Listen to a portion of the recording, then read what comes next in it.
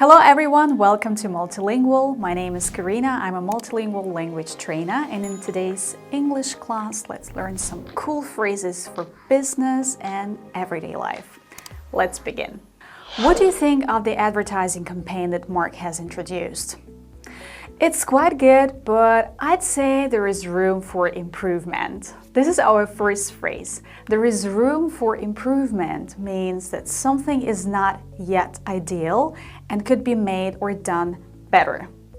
In this case, for example, the campaign isn't good enough and needs some additional work. More examples.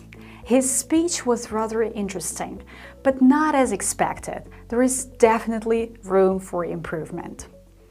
My English test results aren't too bad, but there is still room for improvement. I can write and read well, but in terms of speaking, there is still room for improvement, Make your own examples in the comments down below. Let me know where you see some room for improvement in your English skills. There is huge room for improvement. Unfortunately, our boss doesn't always do what he says. In fact, he is all talk and no action. You probably understand this phrase just by reading it. If someone is all talk and no action, then this person talks a lot, but doesn't really put their words into practice. It can also be said about something. For example, this discussion is all talk. So you can also shorten this phrase and say, this is all talk. The politician's speech was all talk. When it comes to solving problems, she is all talk. Do you know people who are all talk and no action? Let me know in the comments down below. All talk and no action, huh? I actually did a double take when Sam entered the office. If you do a double take, then you look at a person without attention first, but then you realize that you have seen something unusual and you have to take another look or another take. My parents had to do a double take when they saw me with a tattoo on my forearm. I had to do a double take when I bumped into my friends on holiday. I didn't know they had booked the same hotel. Yeah, it's rather surprising to bump into your friends on holiday, right? My friends and family did a double take when they first saw how much weight I had lost. Do you remember a situation in your life when you had to do a double take? Make your examples in the comments down below. I do a double take, yes. Please remember that if you learn a new phrase, a new word, and made an example with it straight away, then you'll be able to memorize it much better. As a new employee, you'd better find out who is pulling the strings around here. Someone who pulls the strings or is pulling the strings is in control of the organization, probably secretly or not officially. There is a board of managers in our company, but everyone knows who pulls the strings. Wall Street is famous for pulling the strings of credit and industry. You can also say that you can pull a few strings for someone if they need something urgently. In this case, you use your influence and your position to help someone.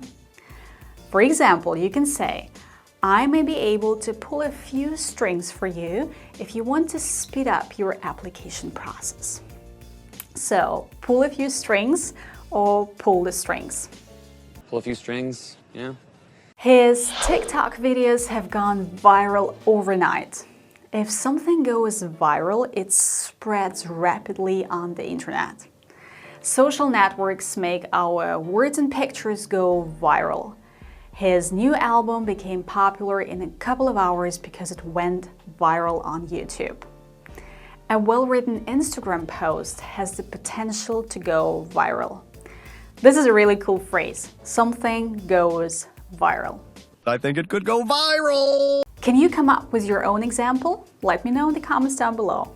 The company has used every trick in the book to prevent its bankruptcy. If you use every trick in the book, then you use any available method, good or bad, to get what you want. If you want to keep up with the competition, you have to use every trick in the book. He has used every trick in the book to move up the career ladder. Do you think it's necessary to use every trick in the book to achieve what you want?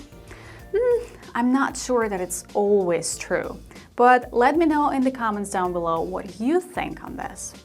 Hey, it's the oldest trick in the book. We have to tackle this problem instead of sweeping it under the rug or under the carpet in British English. If you sweep something under the rug, then you ignore or conceal something that is embarrassing or difficult, and you hope that it will be forgotten. The politician has tried to sweep the scandal under the rug. It's always a good idea to sit and talk about the problems at hand rather than sweep them under the rug. So what do you think about this phrase? Is it good to sweep things under the rug? Let me know in the comments down below.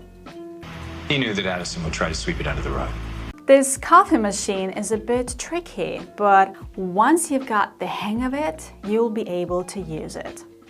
Once you get the hang of something, you understand how something works or functions after first having a hard time.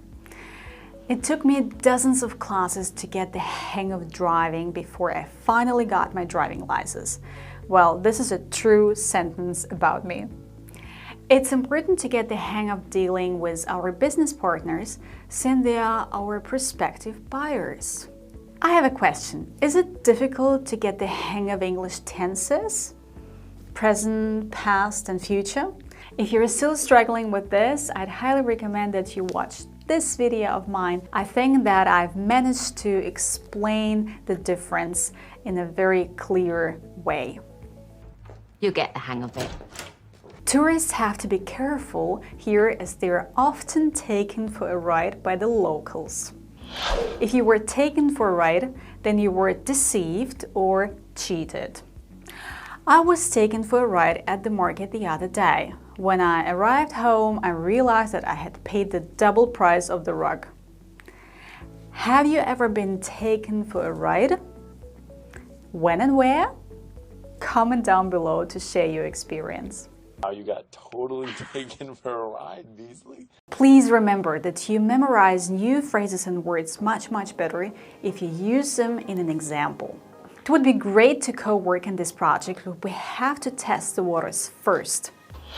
If you want to test the waters, you want to find out about a situation before acting. Do an internship. It will help you test the waters to understand whether you want to work in this industry or not. We have to test the waters before we introduce the product into the market. Testing the waters will let you avoid some mistakes. So what about you? Are you a careful person who always likes testing the waters first? Let me know in the comments down below. All right, look, I'll test the waters a little bit, okay? Thanks a lot for watching this video. I hope you liked it. If it is so, give me a thumbs up and don't forget to subscribe to this channel. There is new content every single week. And I hope to see you in my next one. Thank you and bye. Bye guys.